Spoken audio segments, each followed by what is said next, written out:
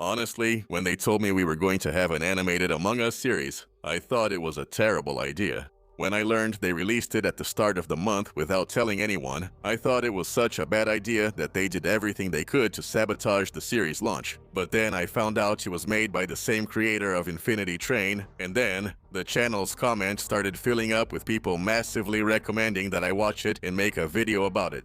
So I watched it, and it turns out it's a much better series than it should be. Surprisingly fun, raw, mysterious, and terrifying, with characters that are way too endearing to be just simple little colored beans destined for a bloody death. So I highly recommend you watch it before seeing this video, especially because it's pretty short, with all the episodes adding up to just over 2 hours in total.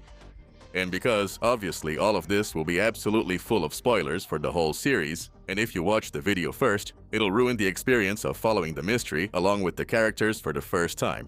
After finishing the series, you probably feel like almost everything was resolved, because we already know the identity of the imposters, and it felt like a pretty definitive ending. Yes, almost everything was resolved, except for those 3 murders that seem impossible if you think about how they happened in the first place. Those deaths that happened when the killers were on screen and no one else could have committed the crime. Like with the death of Blanco in episode 1, which happens when everyone is celebrating together in the prison. So today we'll track the imposters, their strategies of deception and confusion, and along the way we'll find out how they carried out these impossible murders. In this type of video, I usually like to work in chronological order, starting with the first episode and gradually moving forward until reaching the end. But after doing some preliminary research and thinking about it for a while, I think the best thing in this case is to start with episode 10. This is the final episode, and it reveals a lot of things that will be important for our investigation. An investigation full of spoilers, by the way. This is your last warning. The most obvious revelation is the identity of the imposters, Green and Orange, and that the weakness of these killer aliens is salt. Also, it's mentioned that Green is trying to open the alien eggs that are mixed with the OR+. This continues the revelation from episode 9 that the imposters came out of eggs hidden in the storage boxes. But we're also told, interestingly, that Green considers Orange a total failure, since Orange only managed to kill Lime, and that was in front of everyone. She was discovered automatically, while Green had to kill everyone else in ridiculously elaborate ways, which already tells us that we'll have to keep a very close eye on Green. But there's another, less obvious detail. Green mentions that he was manipulating everyone from the start, turning them against each other, and while he reveals his evil plan using White's corpse, Mora notices that he doesn't know what White's voice sounds like. As Mora mentions, this doesn't make sense, because Green was the one who spent the most time with White before his death. But it makes perfect sense, and it's the only clue we need to know when Green and Orange were infected. So now it's time to go back to episode 1.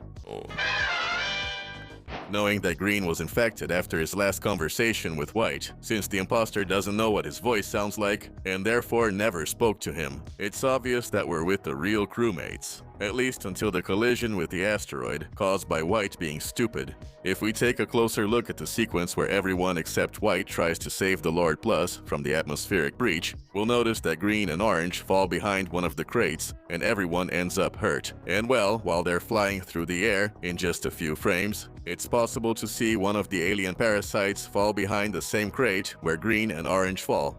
Afterwards, both of them come out with similar marks from the hits, and the parasite is nowhere to be seen. This is the moment when they are assimilated and become imposters. And I'm sure of this because in the next scene, White appears dead after Green asks if anyone has seen him anywhere. This is the first death, and maybe it's the most confusing because the 2 imposters, they're at the meeting, and out of nowhere, the door opens and White tries to say something, then suddenly splits in 2. But believe it or not, the way this murder was carried out can be solved.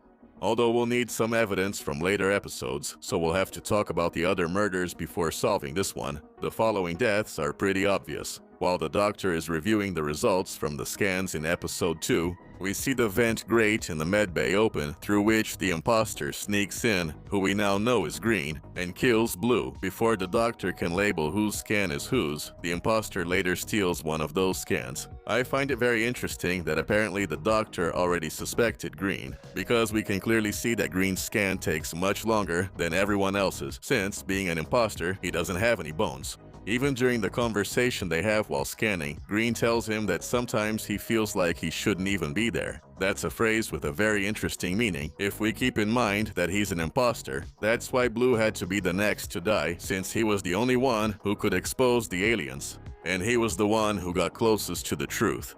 In episode 4, Orange kills Lime in front of everyone, and in episode 5, she's ejected from the ship just like in the video game.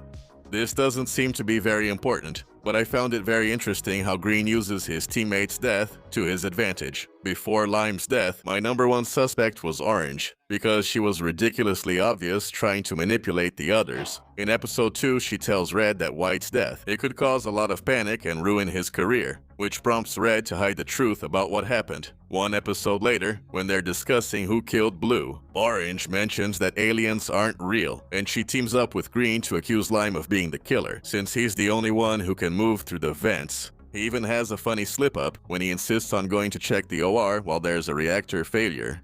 And he mentions that the OR are his babies, because they literally are, since the cargo is full of alien eggs. So when the crew discusses whether it's necessary to eject Orange, in episode 5, Green initially tries to convince everyone that Orange didn't need to die. But the second they vote, he instantly says yes, something that makes everyone think there's no longer any threat. Right after, Red sends Green to clean up Lime's remains, giving him the perfect opportunity to be completely alone while the others were getting the party ready. This is where he sabotages the power and oxygen off camera, and if you pay attention, it's obvious that the lack of oxygen doesn't affect him as much as it does the others. They do suffer from severe hypoxia and hallucinations, and in fact, this is where one of his smartest moves happens. In episode 7, a few episodes later, when they decide to expel Amarillo for Sion's death, Verde suggests that they empty their backpacks, and it turns out that Amarillo has the stolen scan among his things. After the series ends, we know it had to be planted there by Verde. And if we pay attention during the hallucination sequence, due to lack of oxygen, in episode 5, everyone takes off their backpacks. And when Amarillo puts his back on, it's Verde who hands it to him, which makes him even more diabolical. The vote to expel Amarillo in episode 7 is a tie that Verde has to break, and instead of abstaining from voting like Maron does, he pretends to be conflicted about his decision. And it's him who decides that Amarillo should be executed. But of course, that wasn't the only reason they were voting for Amarillo's death. The other reason was because Amarillo was the number one suspect in Sion's death, which is really crazy because during Sion's murder, Verde was in oxygen the whole time with Maron and Mora, listening to Mora and Rojo's backstory. But despite this, we know that Amarillo had to be innocent, despite seeming to be the only possible suspect.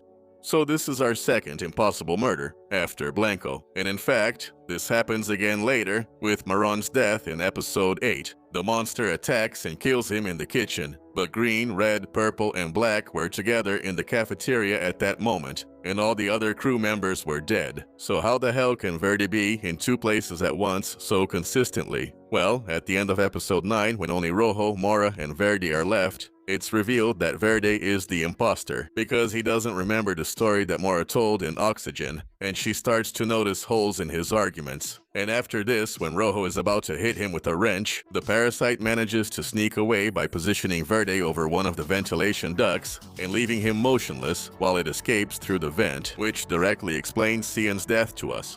If we go back to episode 6 and notice Verde's position right after asking Mora to tell her interesting story, we'll realize that he sat on a ventilation duct and that he remains motionless throughout the whole story. And if we look very carefully, we can see when the parasite enters the vent, and again when it comes out of the vent to enter Verde's suit, right when the power comes back on. Knowing that the parasite can do this also explains Brown's death. While he is being attacked, we have this view of the cafeteria. And even though in the image, it's not so obvious and we can only see like 2 pixels of what's under Verde, Verde's body is covering another vent, something that's pretty obvious once we take a look at it. At the ship's map that shows Rojo in episode 7, a map that is the last piece to solve what started all of this, Blanco's death.